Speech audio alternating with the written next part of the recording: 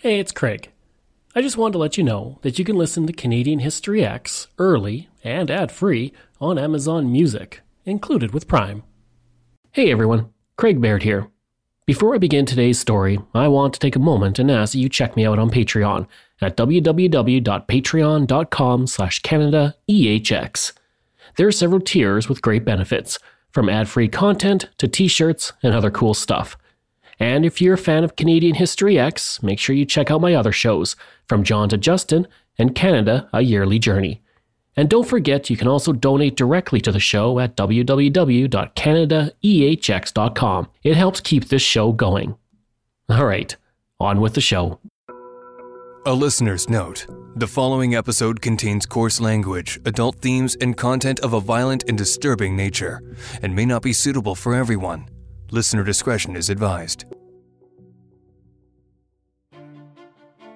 The Spartacus International Gay Guide is an international travel app which lists gay-friendly countries based on anti-discrimination legislation, equal marriage, and overall safety for LGBTQ2S individuals. In 2023, Canada finished second, behind only Malta on that list. But it wasn't always that way, and to be fair, we still have a long way to go. For the past 50 years, LGBTQ2S activists and others have worked tirelessly to advocate for Canada to move away from being a country where being queer was a crime.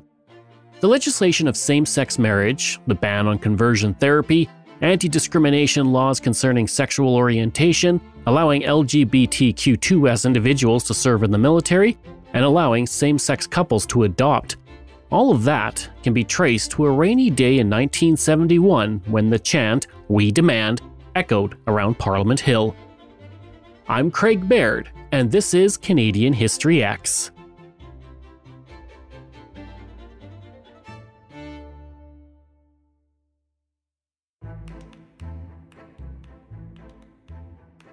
Canada became a country in 1867, and for the next 102 years, it was illegal to be homosexual. Men involved in same-sex relationships were labeled as criminal sexual psychopaths and dangerous sexual offenders. If someone was outed, especially in the civil service, they lost their job. You couldn't serve in the military, and you certainly couldn't marry someone of the same sex. Jail time was a real risk for many men and women who engaged in same-sex activity. Back in 1892, a law was passed that labeled anything deemed questionable between two men as gross indecency. While this included sexual acts and kissing, it also meant that if you happened to hold a man's hand or danced with a man, you risked going to jail for it. In 1953, that same law was extended to include women. Then came George Clippert.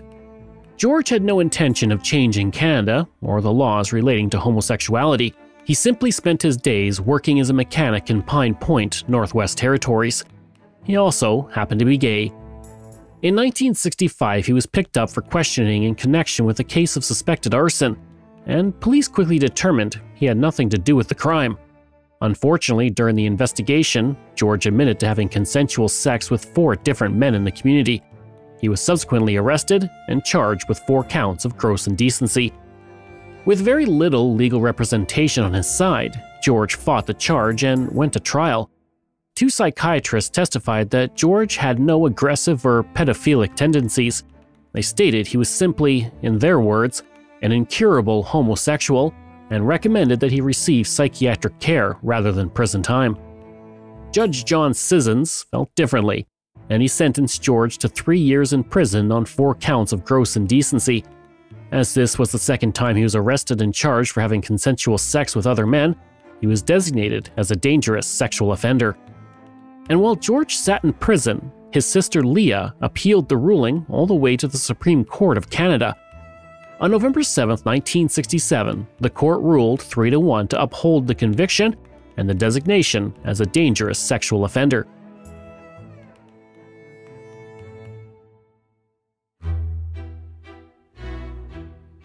The ruling caused outrage in Canada, including in Parliament. But the outrage wasn't because of a man who had been sent to prison for having sex with other men. It was because of the fact that he was not being given psychiatric help to, quote-unquote, cure him.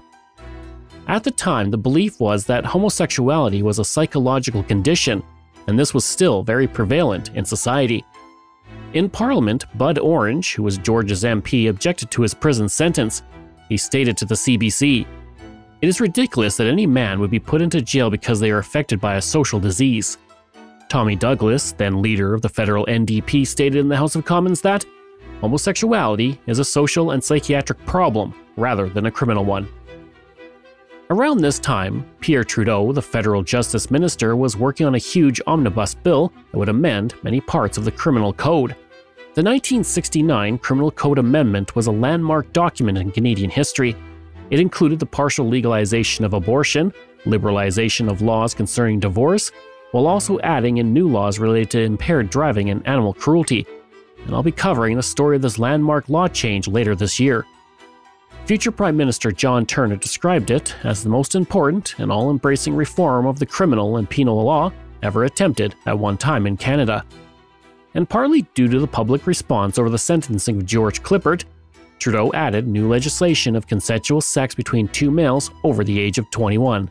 He famously said, "There is no place for the state in the bedrooms of the nation." Now make no mistake, this bill was a landmark moment in Canadian history.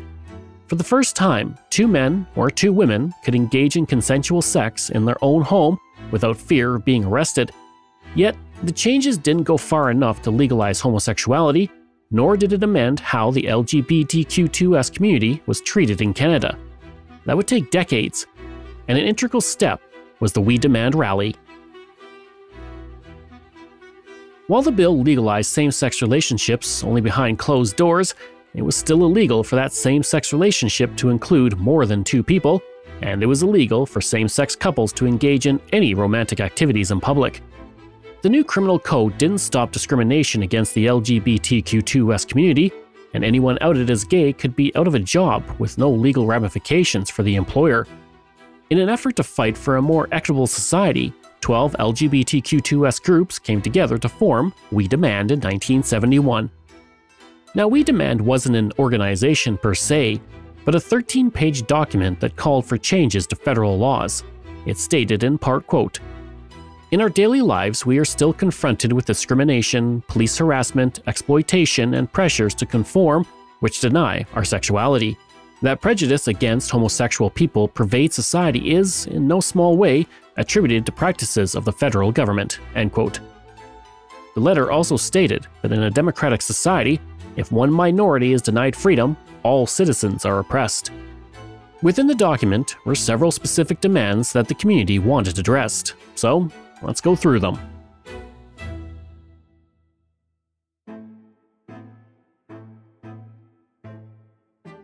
The criminal code contained the terms gross indecency and indecent acts related to homosexual activity outside the home.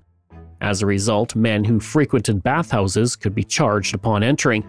This was what happened in Toronto in 1981 when close to 300 men were arrested for, quote, being found in a common body house.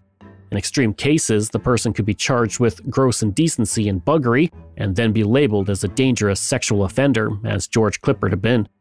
We Demand asks that these terms be removed and that homosexuals be treated equally under the law. Under the criminal code, the age of consent for heterosexual sex was 14, but for homosexual sex was 21. We Demand's brief statement stated there needed to be a uniform age of consent. The Immigration Act from 1952 identified homosexuals as having a constitutional psychopathic personality and banned them from applying as immigrants or permanent residents to Canada. We Demand requested that this act be amended to allow homosexuals to come to Canada as immigrants or refugees, especially when fleeing a country where homosexuality was still a death sentence. The Divorce Act of 1968 put sodomy and homosexual acts in the same category as physical, mental abuse, bestiality, and sexual assault as grounds for divorce. We Demand asks that this be amended to remove homosexual acts and sodomy as a grounds for divorce. And during those divorce proceedings, courts nearly always denied homosexuals custody of their children. We Demand asks that this be changed so that the merits of individuals be the only focus of custody. Now, before I continue, I gotta take you on a side trip to something called the fruit machine. In the 1950s and 1960s, if you were gay and worked for the federal government in any capacity, you could find yourself in a chair, looking at a screen, while your pupil responses to pornographic images were measured. It was called the Fruit Machine by those who administered it, a name coined by an unnamed RCMP sergeant. It was the brainchild of Dr. Frank Robert Wake, a psychology professor at Carleton University, who developed it in the 1950s at the request of the federal government with the goal of finding out which civil servants were homosexuals. At the time, psychologists believed homosexuals suffered from a character weakness, and the government worried this could make them disloyal and easier to manipulate. As a result, the government saw gay men in the military, RCMP, and civil service as security risks. During the Cold War, the government believed these men could become Soviet spies. Under the premise of going in for a stress test, the subject was put in a chair like that of a dentist chair, where their heart rate was analyzed as they were shown images of naked or semi-naked men and women. The person administering the test then observed the suspect's pupil size and measured them to see the reaction to the images. In another test, based on a 1953 study by R.A. McCleary, the subject held a bag of cobalt chloride and silica gel. The crystals change color when exposed to moisture, so the subject was expected to read, quote, homosexual words, including circus, bagpipe, blind, camp, fish, sew, house, and restaurant, to determine if they sweated and caused the crystals to change. In this test, sweating was supposed to help determine sexuality. As you can imagine, the accuracy of these tests was highly questionable. And while the pupillary response test is used in psychology, the use of this to determine homosexuality is based on a flawed assumption that an involuntary reaction could be measured easily. It can't be. Changes in pupil dilation are typically less than 1 millimeter, and the test also presumed that homosexuals and heterosexuals would respond differently to the same stimuli, which they didn't. Despite the dubious nature of this project, the machine was used until 1967 when funding was pulled by the Defense Research Board. Many civil service employees, RCMP officers, and soldiers lost their job or were demoted without cause during the time, and the RCMP collected files on over 9,000 people. And as a result of this hostility in the civil service sector, We Demand stated that in its brief that the practice end and that civil servants should not be fired based on sexuality. They also wanted all RCMP documents related to these investigations to be destroyed. Finally, We Demand asked for homosexuals to be allowed to serve in the military, be granted equal rights for employment, and that Canada amend its human rights laws to give homosexuals the same rights and privileges of heterosexual Canadians.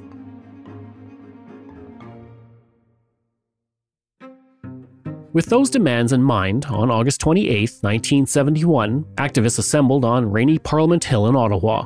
Their goal was to publicize the We Demand brief.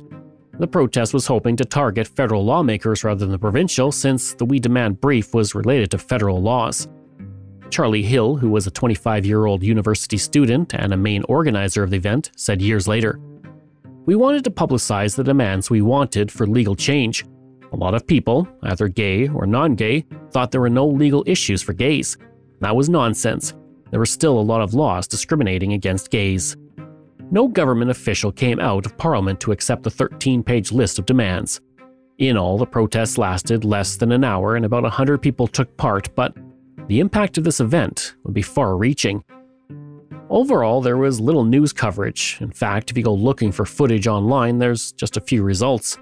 Most stories of the event were brief and buried deep inside the newspaper. The Ottawa Journal wrote, "The protest, billed Gay Day, was to publicize a brief recently presented to the government seeking an end to discrimination against homosexuals." However, the event proved to be the first large-scale public LGBTQ2S demonstration in Canadian history. A smaller group also demonstrated in Vancouver in solidarity. Charlie Hill, who was also part of the group Toronto Gay Action, said on the day of the Ottawa rally, "Today marks a turning point in our history. No longer are we going to petition others to give us our rights. We're here to demand them as equal citizens on our own terms." Although a very important first step, shortly after, very little changed in Canada. The demonstration was seen as an action by a small minority of the LGBTQ2S community. However, within the community, it sparked change. Inspired by the rally, a new publication was created, The Body Politic. Only a few months after the rally on November 1, 1971, the first issue of The Body Politic was released.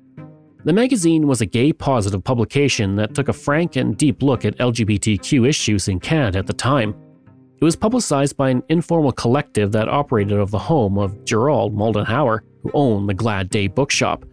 Most of those members had been part of the underground publication Guerrilla, but left after an article about the We Demand rally written by Moldenhauer was altered against his wishes. The Body Politic soon became the leading gay liberation publication in Canada. Due to its subject matter, though, the Body Politic wasn't without controversy or enemies.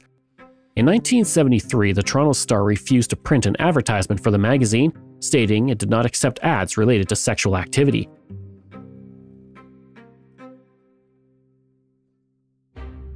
The magazine fought this by going to the Ontario Press Council and winning on a ruling that the ad print refusal was discriminatory.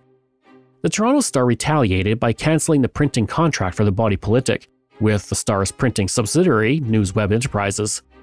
In 1977, Toronto police seized the subscriber list for the magazine during a raid on the magazine's headquarters. Those on the list were in danger of being outed at their jobs or to their families if that list should ever be made public. This resulted in an international protest, including one by famous LGBTQ2S activist Harvey Milk in San Francisco. In 1982, Toronto City Councillor Joe Piccinini tried to ban the magazine from the City Council's press gallery, sparking more protests and exposure for the LGBTQ2S rights movement. And the publisher of the Body Politic, Pink Triangle Press, began to publish Extra in 1984. And when the Body Politic shut down in 1987, Extra took up the mantle and continued to publish a print version containing LGBTQ2S news, fiction and poetry, and even dating personals until 2015. Today, it continues to operate as a digital magazine, and none of that would have been possible had it not been for that rainy day on Parliament Hill and the inspiration of We Demand. Progress takes time. So what happened to the LGBTQ2S movement after the rally in Ottawa?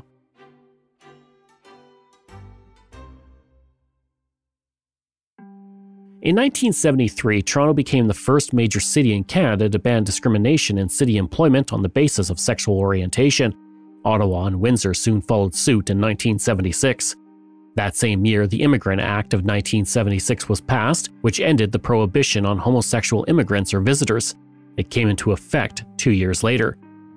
In 1977, Quebec became the first major jurisdiction in the world to ban discrimination on the basis of sexual orientation. A year later, Vancouver held the first unofficial Pride Parade in Canadian history, and by the turn of the decade in 1980, Vancouver and Montreal hosted their first official Pride Parades. However, few of the demands of the We Demand rally had been accomplished until a cold winter night in 1981 changed everything. Now, as I mentioned earlier, on February 5, 1981, Toronto police raided a series of bathhouses and arrested hundreds of homosexual men. These raids resulted in a huge protest in Toronto the following night, involving 3,000 people. That protest attracted national attention, and for the first time, wider support. Before long, more protests followed across Canada, and change towards a more inclusive society began to pick up speed. In June 1981, mere months after the arrests at the bathhouses, Toronto held its first Pride Parade. By the 1990s, homosexuals could serve in the Canadian military. In 2004, Canada became the fourth country in the world to legalize same-sex marriage. 7 years later, same-sex couples could now adopt a child. Since 2017, a transgender person can change their gender and name without the completion of medical intervention, and gender expression is protected in Canada. And most recently, in 2022, conversion therapy was banned. The long road to inclusion and equality can be traced in part to the few dozen people who marched in the rain on Parliament Hill in 1971. And by the time We Demand returned to Parliament Hill, the world was very different.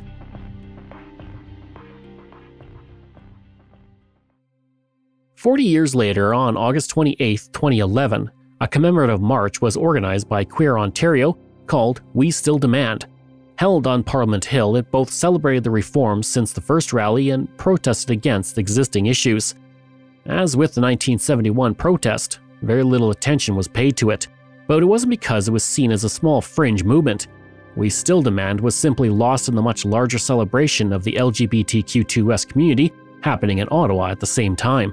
It was because of the 25th Capitol Pride Parade, in which 50,000 people celebrated Pride and watched the Pride Parade that included 1,600 participants and dozens of floats. And while we still have a ways to go to ensure LGBTQ2S rights in Canada, it's nice to see how far we've come in the past 50 years.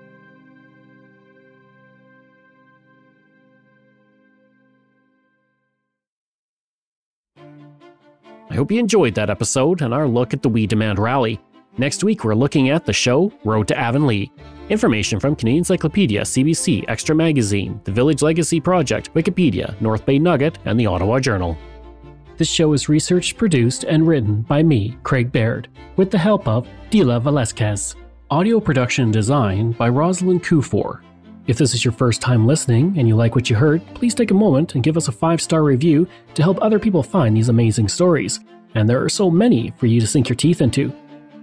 If you enjoyed this podcast, then please check out my other podcasts, From John to Justin, Canada, A Yearly Journey, Pucks and Cups, and Canada's Great War. We love hearing from you, so if you have a show topic you want me to cover, email me at craig@canadaehx.com. Or stop by my website and social media. I'll include all of those in my show notes. Until next time, I'm Craig Baird, and this is Canadian History X.